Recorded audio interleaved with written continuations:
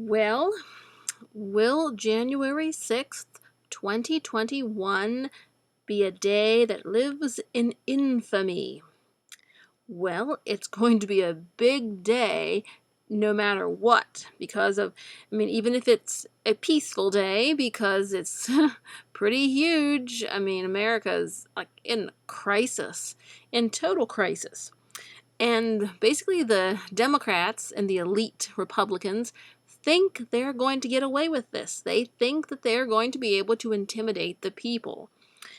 But in reality, it looks like it is the whole nation against a handful of corrupt politicians. And I don't think that loyalty to corrupt politicians by the police and everybody is going to last long, especially since the people are the ones that, where the police and the military get their money from. So, these little petty dictators are not going to have the power for long. And that's, basically I would be concerned about them trying to get, unfriendly military agents from other countries, to try to fight the American people. So basically, the people like Romney and Cuomo and de Blasio would like to mount a coup against the American people. Wouldn't that be funny? And, but, these people, these elitists, they have such an ego that they're willing to try it. But anyway, I was watching 1984 over New Year's, because I'm like, I need to get ideas of how we can combat this and see what the situation is. And I think I'll do a commentary about that coming up here. But we have January 6th ahead of us. And it's such a huge day. And if you're probably wondering, am I going? No, I'm not. Well, because, my excuses. We always have old cars that couldn't handle the trip. I still am working, and I have to go to the dentist and different things like that. So no, I'm not traveling to D.C. Okay, yes, guilty. But anyway, I absolutely support President Trump and everything that's going on. And we're going to prevail and bring these terrible elitists and crooks to justice. Therefore, I am really excited to see all the outpouring of affection from around the world, all the well-wishers for President Trump. Everybody is super, super, super fired up. So we're going to see what's going to happen. And these leftists, they'll do whatever they can to try to stop the people from prevailing. But like I said, basically it's like 99% of American people against a handful of elitists who have become too big for their britches. So yeah, so we are. And I said, of course, this country needs significant reform because it has been sustained significant damage over the years because of these corrupt politicians. And so that's something we need to work on. But right now, this is like we're in like emergency mode, red alert, because these Democrats, they're in here to put an end to America as we know it. They're in here to, like I said, start rounding people up and putting them in camps. And they're already doing it in New York City. So we have not woken up a moment too soon. And yes, we're just going to have to wait and see what happens, but there's a lot. The sentiment is running high, so the conflicts are going to continue. And I was going to say how much I really liked seeing, greetings from people in other countries saying how much they're praying for the U.S., they're marching for the U.S. I'm like, wow, that's awesome. And Dr. Steve Turley even shared a video of Japan had a march for Trump. Isn't that awesome? And I said, I just wanted to share with you some of these comments that I picked up on different videos, on President Trump's videos or Dr. Turley's videos. They it's just really heartwarming and just makes you puddle up, makes you cry. So it's just like, like that scene at the end of Disney's Pollyanna when all the people of the town that she was nice to and cheered up, they all come to see her whenever she's been injured. And it's really touching. So I'm really appreciative of this outpouring of affection from around the world. Like I said, I don't live in a place where there's any action going on at all. I live in a little podunk, Pennsylvania podunk town. But, I mean, that's good for times of famine, pestilence, and war.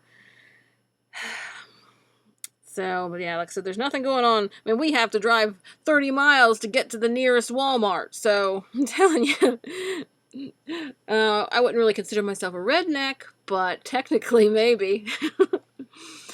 Anyway, so it's absolutely certain that this date, January 6, 2021, is going to be a big date in history if we keep our country going. If the left wins, it won't be anything. But yes, there's so much support. The left, they felt that they could, and the corrupt rhinos, which really are the left, pretending to be on the right, they thought they could get away with this. And we need to show them otherwise. And that's what we are doing. And I said, I mean, also, it's not all just about protesting. It's about protesting in every phase of life. Bottom line is, you see, I think the way to keep freedom for everybody, is that each group needs to be strong and defend their interests. You know, each political group, each religious group, each whatever, you know, group needs to defend their interests and not be cowardly. Because you see the left, they're out to get people. They're out trying to make false accusations against Parler, to have it shut down, when everyone knows that Twitter is a much worse place for people. And, you know, the left, they're out for blood. And they can tell that the conservatives aren't. And that's where the disadvantage comes in. I said, we need to be activists. Frankly, a good place to start would be those public schools. We need to sue them to say they need to stop restricting people's freedom of religion. Because, see, that's the thing. They want to restrict freedom of religion in a government organization. It's a public school, so everybody should have the right to express their freedom of religion. More than ever. So, see, that's the kind of things conservatives, Christians should go right for them. Go for them. But apparently the Christians, conservatives, in quotation marks, do not have enough convictions, and therefore they don't bother trying.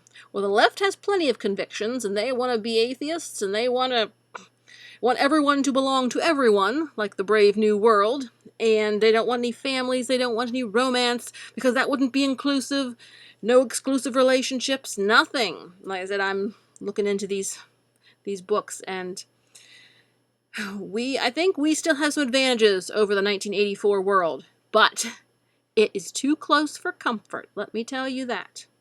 And like I said, we'll talk about the 1984 Brave New World in an upcoming video. But I said, doing a voiceover video is the quickest way to get one up.